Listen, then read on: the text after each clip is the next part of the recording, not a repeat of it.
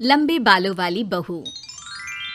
अंजलि ने बचपन से कभी बाल नहीं कटवाए होते, जिस वजह से उसके बाल उसकी हाइट से भी लंबे होते हैं। एक दोपहर उसकी मम्मी अंजलि के बाल बांध रही होती है। सुन, लंबे बाल देखने में तो सबको अच्छे लगते हैं, लेकिन जब इनका ख्याल रखने की बात आती है ना, तो कोई तेरे बालों पर मेहनत नहीं करेगा। कुछ समय बाद ससुराल जाएगी, इसलिए क्यों नहीं इन्हें थोड़ा कटवा ले। कैसी बात कर रही हो मम्मी? आप मेरे साथ मेरे बालों पर मेहनत तो करती ही हो, और चाहे कुछ भी हो जाए, अब मैं अपने बाल नहीं कटवा सकती। और आपको वजह तो पता ही है। अपनी बेटी को इतना खुश देखकर उसकी मम्मी आगे कुछ नहीं बोलती। इसके कुछ महीनों बाद ही अंजलि की उत्कर्ष के साथ शादी हो जाती है। तुम्हारे बाल बहुत अच्छे हैं, मेहनत साफ दिखती है। मतलब तुम भी इन पर मेहनत करने के लिए तैयार हो? अरे मुझे क्या मेहनत करनी होगी, चलो जो भी हो बता देना, गुलाम हाजिर हो जाएगा मैडम। पति की बात सुन अंजलि हंस पड़ती है। दिन बीतने लगते हैं, सब कुछ अच्छा चल रहा होता है, लेकिन सिर्फ उसी दिन तक जब तक सिर धोने की बारी नहीं आती। और वो दिन आते ही अंजलि उत्कर्ष के पास जाती है। सुनिए ना, मैं अकेले हेयर वॉश नहीं कर सकती, प्लीज हेल्प कर दो। अरे यार, आज तो बहुत इम्पोर्टेंट मीटिंग है, जल्दी ऑफिस पहुंचना है, कल कर लेना, पक्का मदद कर दूंगा। सॉरी यार। उत्कर्ष वहाँ से चला जाता है, जिसके बाद अंजलि शैम्पू की बोतल लिए सास के पास जाकर उनसे मदद मांगती है। जहाँ अंजलि की बात सुन सास जोर जोर से हंसने लगती है। बावली हो गई है क्या? तेरे बाल धोऊंगी, जब अकेले संभाले नहीं जाते तो इतने लंबे बाल किए ही क्यों? ये कहकर सास भी वहाँ से चली जाती है। अंजलि मन ही मन सोचती है, मम्मी सही बोलती थी, तारीफ सब करेंगे, पर थोड़ी भी मेहनत कोई नहीं करेगा।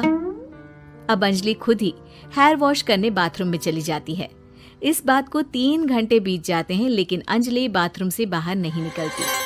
सास बाथरूम का दरवाजा खटखटाती है। अरे ओ महारानी, अंदर घर बसाने का प्लान है क्या? यहाँ सारे काम पड़े हैं, तेरे बालों की वजह से हम क्या भूखे मर जाएं?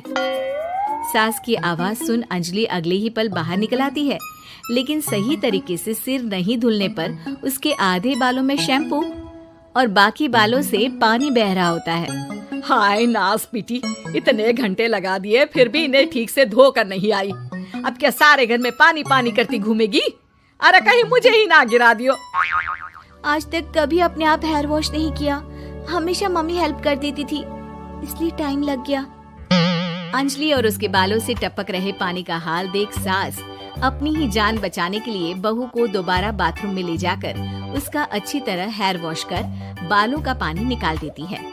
अब जल्दी काम पर लग जा, और मुझे दोबारा इस घर में तेरी जुल्फों का टंटा नहीं चाहिए। सास की बात मानकर अंजलि चुपचाप काम पर लग जाती है। इसी तरह दिन बीतने लगते हैं, जिसमें अब अंजलि हेयर वॉश के लिए आधे दिन का समय लेकर अपने घर आने लगती है, पर सास को इससे भी दिक्कत हो जाती है, जिसके चलते धीरे धीरे अंजलि के लिए अपने बालों का ख्याल रखना मुश्किल होने लगता है। न तेल लग रहा है, न समय से हेयर वॉश हो रहा है, और बालों में कंघा घुमाए तो हफ्ते बीत जाते हैं। मुझसे अपने बालों की ऐसी दुर्गति देखी नहीं जा रही। इसी तरह दिन और दिनों के साथ महीने बीत जाते हैं, जिसमें अच्छे से ख्याल नहीं रखने की वजह से अब बाल रफ उलझे हुए होने के साथ साथ हेयर फॉल भी शुरू हो जाता है। अब क्या हमें अपने बालों में उलझा कर कूड़े में फेंकने का इरादा है? जहाँ देखो वहीं मैडम के बाल गिरे हुए मिलते हैं।